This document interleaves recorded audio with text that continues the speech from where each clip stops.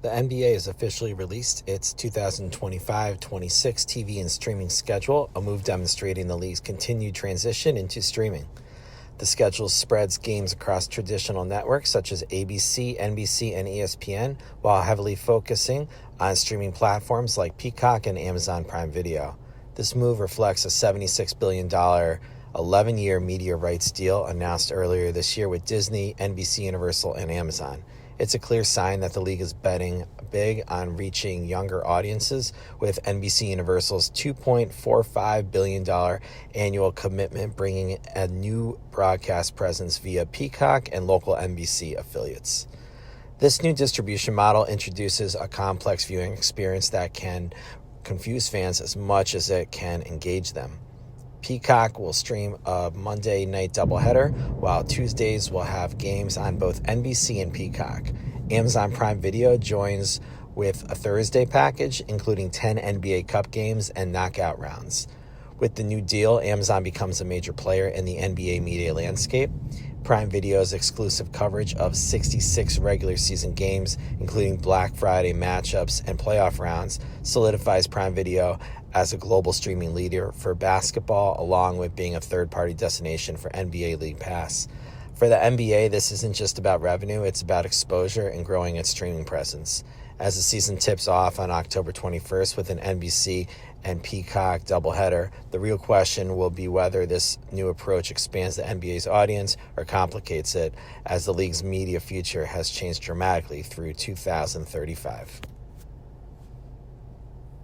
Final thoughts here, as I don't know if you heard that giant roll of thunder, but hopefully that proves to people this isn't some AI reading it. This is a big deal for the NBA, and they've definitely been transitioning into streaming in the last couple of years, as all the pro leagues have. Not just the major leagues, but even like minor leagues too. You're seeing lower level soccer leagues go into streaming, things like that. But NBA for sure has done this transition. This is like the stamp I think they needed, because it shows that going forward, they're not going to ignore linear TV, and I think that would be really foolish at this point. It shows that they're going to streaming just as much as they're going to focus on linear, but there's no question streaming is going to be a big player moving forward, and I think they're proving to people that streaming is going to be a big focus with this Peacock deal and Prime Video. I know there's been some skepticism about, and I did write about it, like maybe this is too confusing, maybe it's too many partners. But you know what, honestly, if you look at all the leagues, I don't think there's one league with one partner. Even Major League Soccer, everyone thinks it's only on Apple, what is it called? Apple Plus, it's something else. It's not that, but it's not just on Apple. MLS is also on Fox, and it's honestly not just on Fox. It's on Fox Sports 1. So even MLS, that everyone thinks they have one partner. No, they don't. They have two, and technically three. And look at Major League Baseball. For years, MLB has partnered with ESPN and Fox. I think it was also on FX when Fox owned it. I don't know if that's counting as a third partner or not, because Fox owned it at the time. But my point is, these leagues have always had multiple partners. And as much as people say this might be confusing, and like I said, I did reference that in the article, the truth is, I think it's already been confusing the last couple of years, because if you look at how many partners, think about MLB. How many partners has MLB had the last couple of years? Just this year alone, they're on, I know that's coming to an end, but MLB had, in 2024, 25, no, that makes no sense. MLB seasons are just 1 year. The 2025 season, MLB had ESPN, Fox, also on Fox Sports 1, also on Apple. I don't watch it, so I think it's called Apple Plus.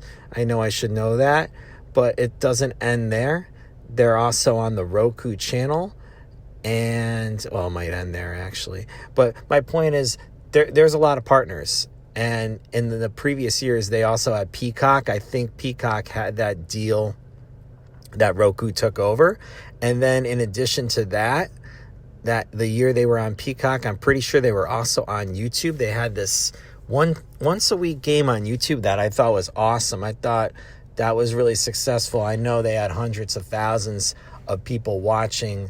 But yeah, I guess that's not the number they're looking for. But anytime you have hundreds of thousands of people watching on YouTube, that's decent. YouTube has so many videos. There's millions of videos. You get a couple 100,000 on YouTube, you're doing fine. And I think they just wanted to reach that younger demographic, and I thought that was really good. But my point is, they had a lot of things going. They still have a lot of things going, and I see MLB with multiple partners. Like I said, MLS has multiple partners this year.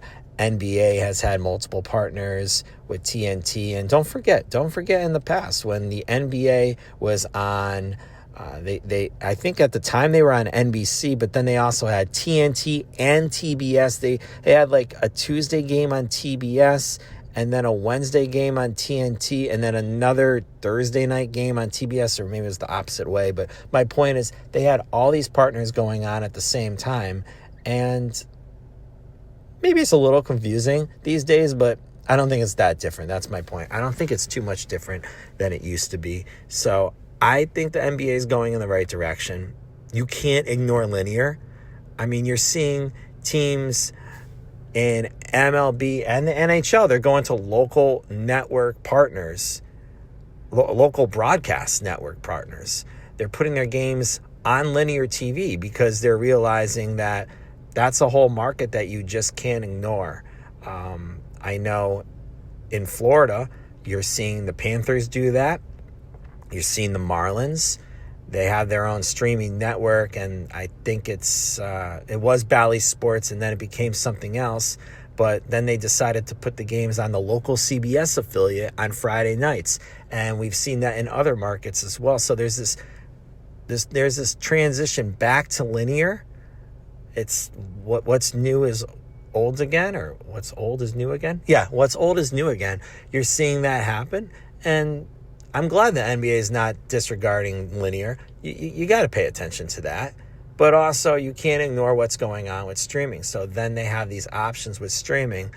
As long as it's not too confusing, maybe they can market it and try to explain to people what's on what network. And I'm sure they're going to do that through social media. You got to do it through Instagram. You got to do it through TikTok and remind people where to watch these games. But as long as they can make it